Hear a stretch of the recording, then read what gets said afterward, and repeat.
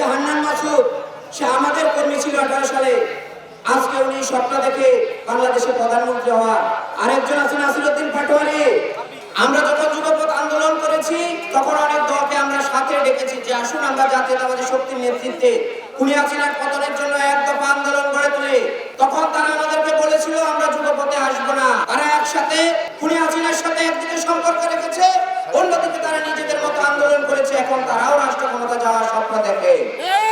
আমরা শুধু একটি কথা বলবো, সারা বাংলাদেশে যেখানেই যাবেন আপনারা সেখানে জাতীয়তাবাদী শক্তি, এই যে একটা উত্থান 25শে ডিসেম্বরের পর থেকে জনাব তারেক রহমান যখন দেশে এসেছে তারপর থেকে জনগণের মার্কা হয়ে গেছে ধানের শীষ, জনগণের দল হয়ে গেছে জাতীয়তাবাদী দল।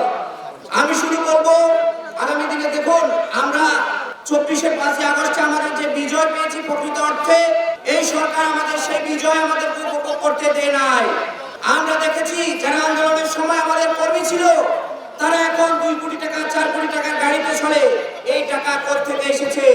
নির্বাচিত সরকার আসলে, জনগণের সরকার আসলে প্রতিটা টাকার হিসাব দিতে হবে। সুতরাং আপনারা মনে করেন না যে 18 মাসে আপনারা দুর্নীতি করে যে টাকা কামিয়েছে নির্বাচিত সরকার আসলে কোনো হিসাব হবে না। তাদের কেউ কেউ বলছেন আমাদের নোয়াখালীর মাটিতে দাঁড়িয়ে যে জাতীয়তাবাদী শক্তিকে একটি আসন দেওয়া হবে না।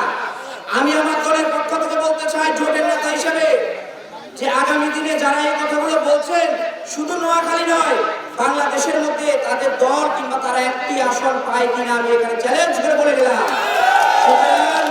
বাংলাদেশের পরীক্ষিত নেতৃবৃন্দকে আপনারা দেখেছেন, বিশেষ করে আজকের আমাদের প্রধান অতিথি আপনারা যাকে 3 বার সংসদ সদস্য করেছেন উনার পক্ষে আমি ভোট চেয়ে আমি মনে করি আমি আর লজ্জিত হব না, আপনাদেরকে লজ্জা দিব না। 4 বারের উনি সংসদ সদস্য।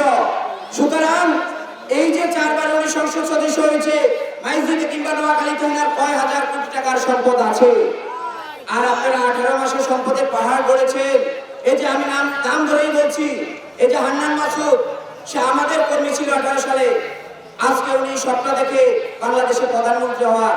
আরেকজন আছেন নাসিরউদ্দিন পাটোয়ারি, যার রাজনীতি সম্পর্কে ন্যূনতম ধারণা নেই, সকাল বিকাল বেপাস মন্তব্য করে। আমি মনে করি ওদের কোনো দোষ নেই, ওদেরকে একটা গোষ্ঠী একটা শক্তি ওদেরকে দিয়ে এই কথাগুলো বলাচ্ছে।